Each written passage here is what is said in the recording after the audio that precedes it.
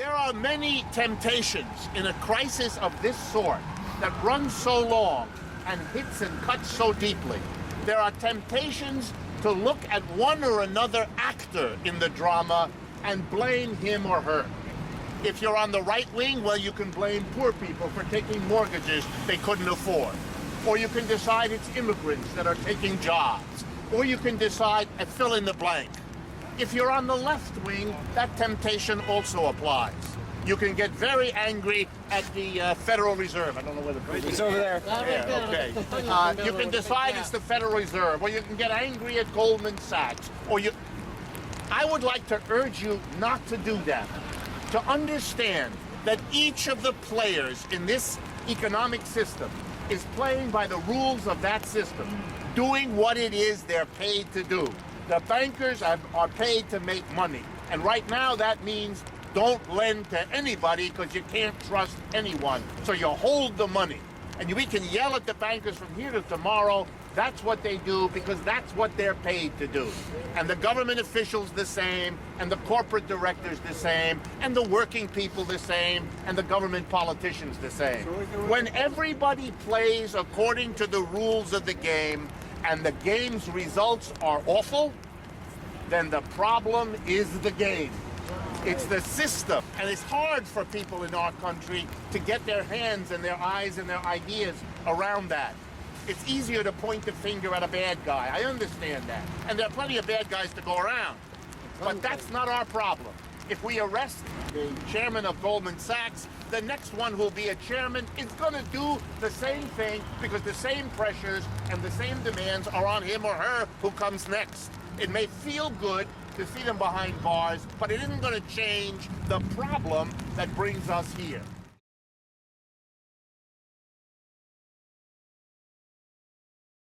And we here in the United States have to face something that's not flattering about us.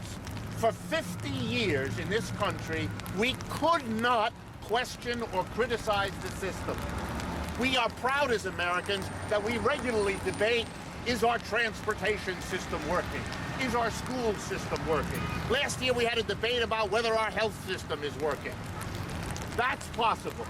But to ask the question whether the economic system we have, capitalism is its name, whether that system is working, that's been a taboo. My profession, economics, isn't an analysis of how the economy works. Our departments don't do that. Our departments have a different function. Professional economics in the United States is engaged in the celebration of capitalism. The 400 ways which, if it was just allowed to work without interference, a dream, it would have wonderful results. Another dream. And students are immersed in a celebration. We could not ask the question, which we should have, is this institution working for us? And if it isn't, change it. And if you can't change it in a reasonable way, with a reasonable effort, then get another system. Learn that we ought to have been debating that for 50 years. Because we didn't, this system was able to function without criticism, without challenge. And when you have a system that doesn't get criticized or challenged for 50 years, of course it doesn't work real well. It's had a free pass way too long.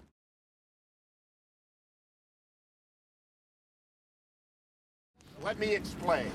Right now, if I understand, one of the issues you're concerned with is deteriorating infrastructure all around you. You went to a bridge to make that point. Well, we could solve that problem if we had a rational economic system in 5 minutes. We have 25 million people, according to the government, without work. We have 1/3 of our industrial productive capacity not utilized. These are all government statistics. 25 million people with 1/3 of the tools, equipment, and machines they want to work with. If we put these two things together, if we had an economic system that could do it, the wealth we could produce in rebuilt bridges, in daycare for all the families that country need it, and 100 other things, we can do it.